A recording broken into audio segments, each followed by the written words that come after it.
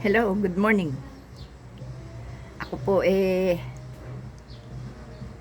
napapangiti na lang dito sa araw-araw na survey ni Sara Duterte. Araw-araw tumataas. Araw-araw din lumulustay ng pambayad para itaas ang survey. Saan nakakita na puro kaso ang taas-taas na survey. Pakiramdam ko yung si Bongo ang pasimuno dyan sa pagpapalakad ng mga survey na yan. Araw-araw, linggo-linggo, lumulustay ng pera mula sa kaban ng bayan ang mga hinayupak na yan. No? Galing ha? Sinong niloloko nyo? Booking na kayo. Kaya intayin nyo na lang ang resulta ng mga kasinungalingan ninyo. Wow ha? Laging sapaw ha? Laging nasasapawan si PBBM sa mga survey. Wow! Super galing! Galing ng mga putang ina magsinungaling. Ang galing gumawa ng mga kasinungalingan, nilulustayan ng pera mula sa kaban ng bayan. Yan ang pinag-ipunan ng mga magnanakaw sa pondo ng bayan. Ang maghasik ng kasinungalingan para mapapwesto, para makuha ang trono, para mahawakan ang bansa. Dahil kapag sila'y nakaupo, nakuha nila ang bansa ng kanilang pamamahala.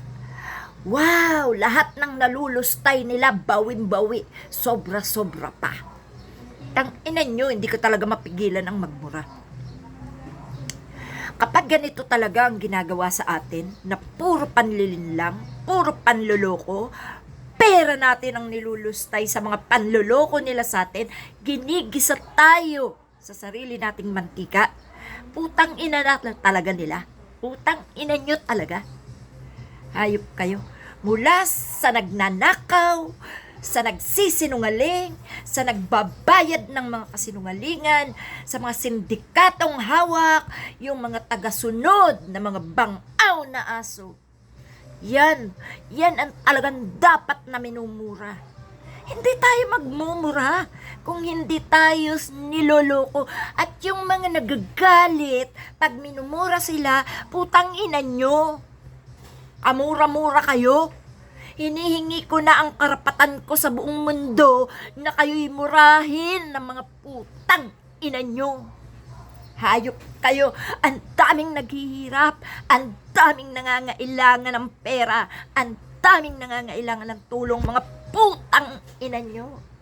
Nilulustay nyo lang sa panloloko sa amin. Hayop kayo.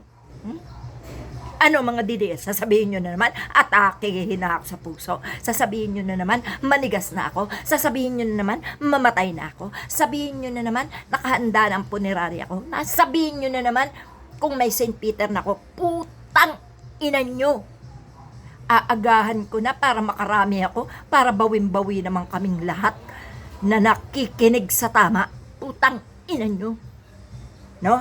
Ha? Huwag kayong magagalit, mga matitinong kapatid. Huwag kayong magagalit kung minumura ko yung mga putang inang yan dahil yung mga hayop na yan ang salot. Salot sa buhay ng Pilipinas yan. Tayo ang apektado sa mga putang inang kasinungalingan na yan. Survey, huwag niyong paniniwalaan yung mga survey dahil bayad na yan. Bayad yan sa mga ninakaw nilang pera, ginamit nila dyan. Ang ina mo, Bongo, huwag kang gagago-gago, hayop ka. Hindi lalabas yung mga putang inang survey na fake na yan. Kung walang nagmamaniobra niyan at kung walang magnanakaw na ginagamit ang pera sa panlilin lang. Putang ina nyo talaga. Mga DDS, Dutertards, putang ina nyo. Ha? Kayo, mga hayop kayo.